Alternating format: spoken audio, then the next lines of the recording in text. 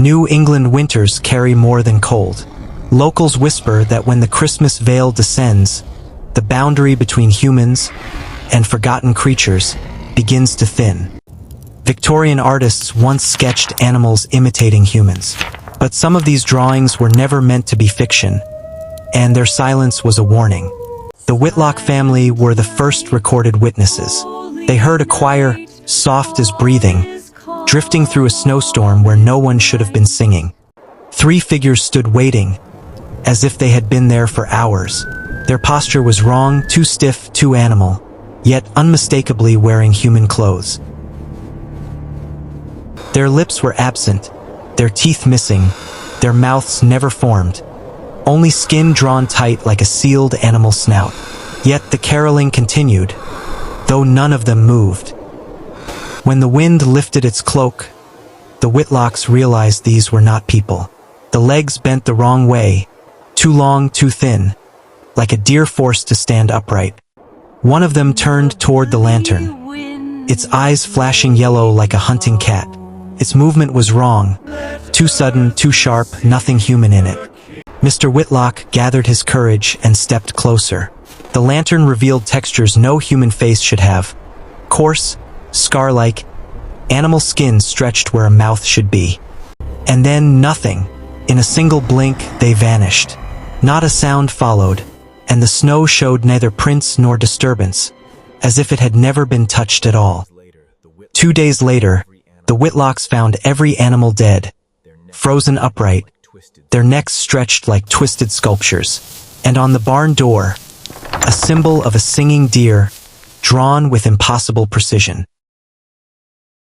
They did not scream, they cataloged. The ledger became their first witness.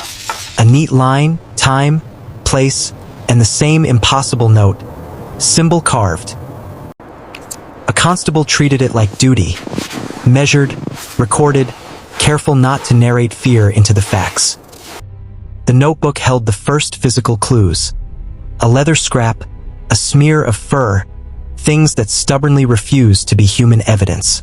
Voices braided into patterns, same phrasing, same detail, suggesting a shared memory or a story taught to interpolate blanks. It wasn't a child's scratch. The carving bore the patience of a craft, intent, precise, and unervingly deliberate. Art and artifact began to correspond. Images that once belonged to plates leapt into real life in the wood of the Whitlock barn. A single archived page anchored the rumor. Lost carolers, a hunter's camp, and a notation that blurred the line between corpse and carcass. Experts offer explanations, psychology, misperception, projection. Yet the evidence stubbornly resists neat closure. Hidden things surfaced, objects placed beneath floorboards, photos tucked away, evidence that someone tried to hide or preserve a memory. They filed it away, photo, ledger, symbol. Yet someone, decades later, would point a camera and find the same 3 shapes, waiting in the snow. They say the Christmas fog thins the line between our world and the old Victorian creatures. Those strange half-human beasts the artists once swore they saw wandering in winter storms. The first records mention a secluded hunting lodge in 1890, filled with strange wildlife sketches that look unsettlingly close to the shapes witnesses described in the Silent Carolers.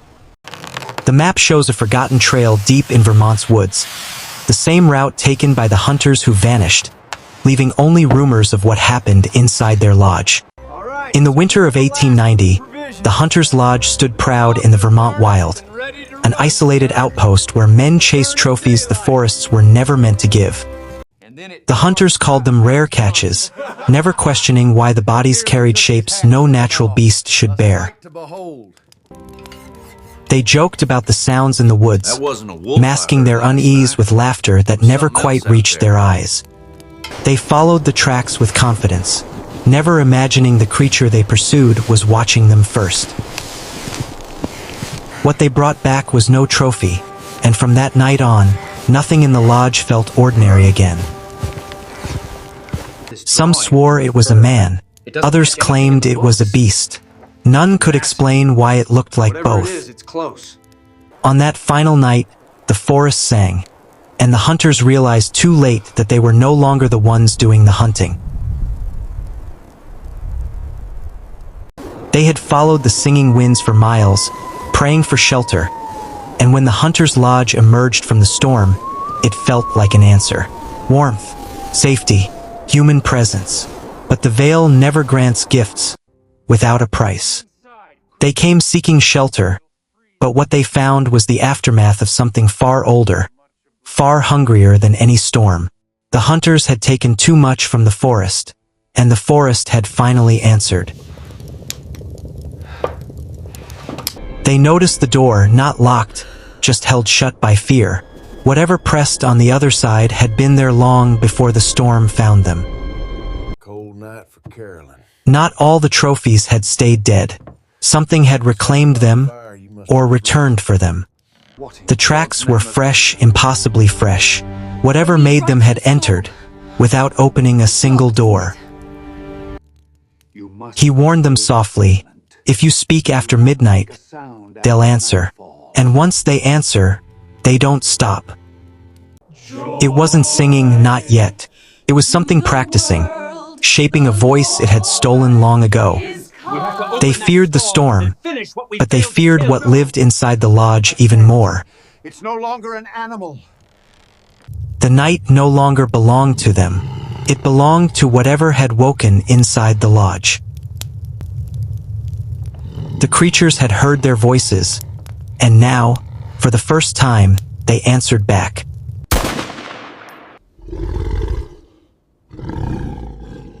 Some say the Christmas veil began here, born from a night of cold terror and a disappearance no one could explain.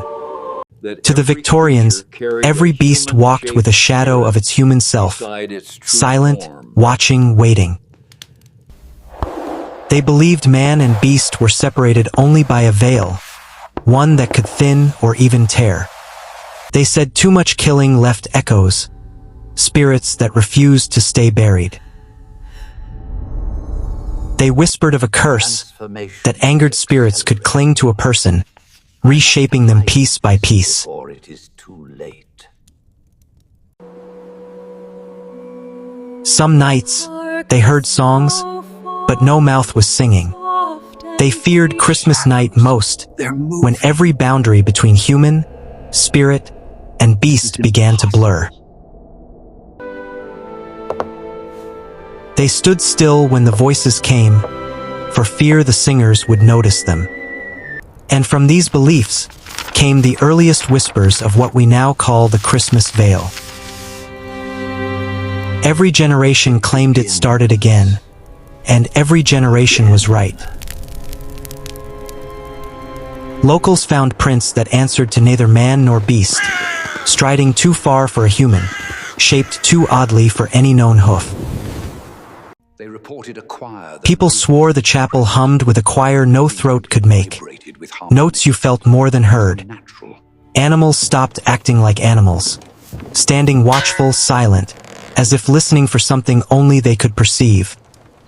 Witnesses described 3 Victorian figures at the trees, never close, always distant, and never leaving a footprint. Doors sealed in frost with no storm to explain it, like the cold itself had reach and will. A hymnal, abandoned and incomplete, its last page torn away as if someone left mid-remembering. The hills fell silent for days. Life itself seemed to hold its breath around the old lodge. In time, the villagers made a rule, silent and simple, to survive the sound none of them wanted to name. Soon the lodge's name was spoken less and less, erased by fear until even maps showed a blank.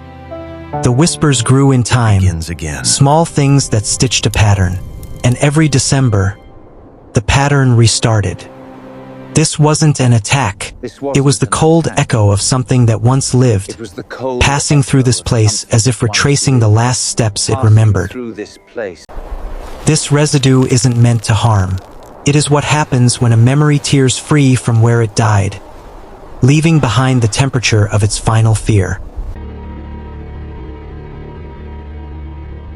They aren't spirits seeking vengeance.